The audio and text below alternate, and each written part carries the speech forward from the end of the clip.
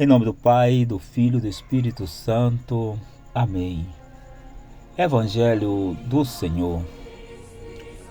Hoje, dia 2 de julho de 2024, terça-feira, aonde nós estamos vivendo a 13ª semana do tempo comum.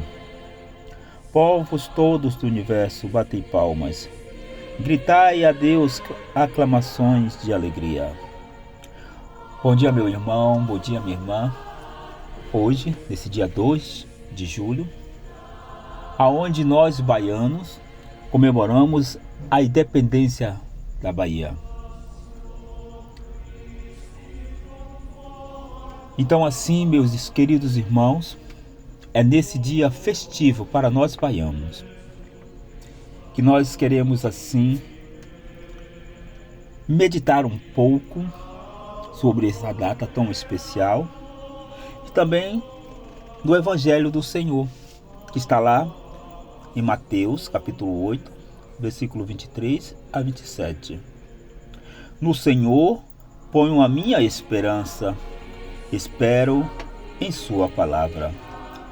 O Senhor esteja conosco, Ele está no meio de nós. Proclamação do Evangelho de Jesus Cristo segundo Mateus.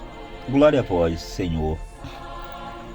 Naquele tempo, Jesus entrou na barca e seus discípulos o acompanharam.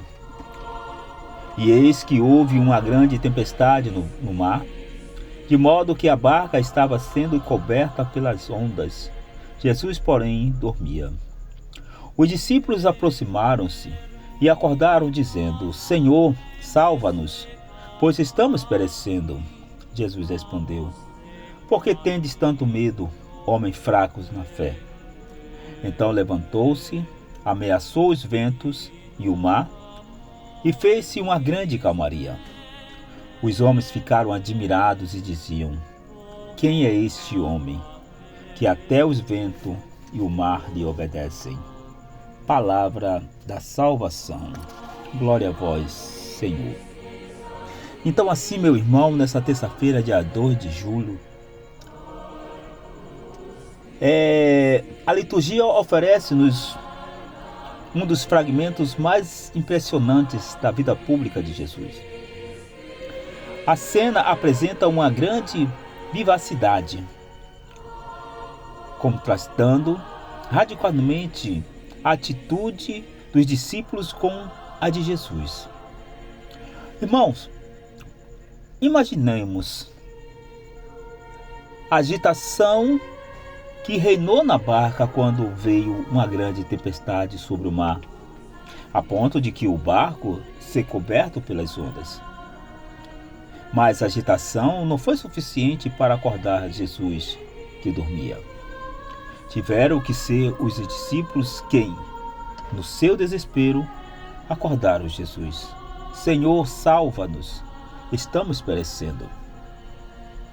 E assim muitas das vezes sou eu e é você que ficamos desesperados e não vimos que Jesus está na barca. Ele pode acalmar toda a tempestade de nossas vidas.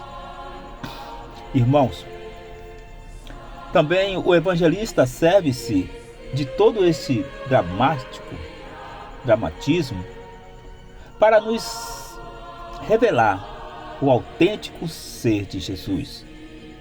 A tempestade não tinha perdido a sua fúria. Os discípulos continuavam cheios de agitação quando o Senhor simples e tranquilamente levantou-se e repreendeu os ventos e o mar, e fez-se uma grande calmaria. Olha, é para esse dia de hoje. É uma exortação que o Senhor está nos dando nesse dia. Aqui da palavra representadora de Jesus, seguiu-se a calma que não estava apenas destinada a realizar-se nas águas agitadas do céu e do mar. A palavra de Jesus dirige-se sobretudo à calmaria dos corações temerosos dos seus discípulos. Por que tanto medo, homens de pouca fé? E muitas das vezes eu e você somos esses homens de pouca fé. por alguma agitação na nossa vida, alguma coisa que saiu do controle, a gente fica agitado, preocupado. E não lembramos daquele que pode acalmar toda a tempestade de nossas vidas. Não é assim, meu irmão? Não é assim, minha irmã? Qual é a tempestade que você está vivendo hoje? Jesus quer acalmar. A calmaria do teu coração Jesus quer te dar, para que você possa suportar e enfrentar toda e qualquer tempestade. Irmãos, os discípulos passaram da perturbação e do medo à admiração própria daquele que acaba de assistir alguma coisa impensável até então. A surpresa e a admiração, a maravilha de uma mudança dramática na situação em que viviam, despertou neles uma pergunta central: que homem é este, que até os ventos e o mar lhe obedecem? Quem é aquele que pode acalmar a tempestade do céu e da terra, e ao mesmo tempo a dos corações dos homens? Apesar, quem dormindo como um homem em uma barca pode dar ordens ao vento e ao mar como Deus? Quando pensamos que a terra se afunda, não esqueçamos de que nosso Salvador é o próprio Deus feito homem, o qual nos dá pela fé. Então assim, meus queridos irmãos, é nessa certeza que nesse dia 2 de julho, dessa terça-feira, que Jesus quer acalmar a tempestade dos nossos corações. Não a tempestade que nós vimos caindo do céu. Não é essa tempestade. Não é essa fúria dessa tempestade. Mas sim a fúria dos nossos corações, que precisam ser acalmadas. E só tem um que pode dar essa calmaria: Jesus em nossas vidas. E assim também, nesse dia 2 de julho, aqui aonde nós, baianos, estamos comemorando a independência da Bahia. Em 2 de julho de 1823, irmãos, chegou ao fim o movimento iniciado no ano anterior contra o governo português. Nessa data foram expulsos da Bahia o almirante português Madeira de Melo e seus homens, selando o que ficou conhecido como a independência da Bahia. Mas o nome correto seria Independência do Brasil na Bahia. Uma vez que essa província lutou pelo Império Brasileiro, e a vitória significou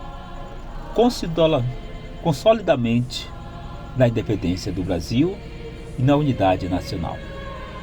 Olha, meu irmão, Portugal pensava em dividir o Brasil em duas maneiras: no norte e nordeste, sob o domínio, e deixaria o sul e o sudeste sob o governo de Dom Pedro. Além disso, a metrópole alimentava a ideia de que, dominada a Bahia, suas tropas poderiam atacar o Rio e sufocar de vez em pretensões separatistas. Não contava com tudo que a resistência baiana. Então assim, a Revolução do Porto em 1820 teve enorme repercussão na Bahia, onde era grande o número de portugueses, como retorno de Dom João VI a Portugal, em abril de 1821. E assim permanecendo no Rio de Janeiro. Dom Pedro, como príncipe regente, meu irmão, acelerava-se os conflitos entre brasileiros e portugueses. E sabemos que tem algumas figuras sim, algumas figuras baianas que lutaram para a independência da Bahia. Olha, as tropas portuguesas tomaram o quartel, atacaram as casas, invadiram o convento da Lapa, onde alguns revoltosos tinham se refugiados, vindo assassinar a sua abadesa soror Joana Angélica, em 19 de fevereiro de 1822. Então restava tomar o forte de São Pedro. A Madeira de Melo preparou-se para bombardear a fortificação, uma das poucas inteiramente em terra. No centro da cidade, meu irmão, no dia seguinte, o forte rendeu-se, evitando-se o derramamento de sangue, e o brigadeiro Manuel Pedro foi preso e levado a Lisboa. Então, assim, meu irmão e minha irmã, aqui está um pouco dessa grande história, desse grande acontecimento para nós baianos, a independência do Brasil e da Bahia. Que Deus nos abençoe e nos guarde hoje e sempre, e que Deus nos mostre a sua face a cada um de nós baianos. Ele que é Pai, Filho e Espírito Santo. Amém. Fiquemos na graça de Deus nesse dia de hoje, e independência à Bahia. Amém.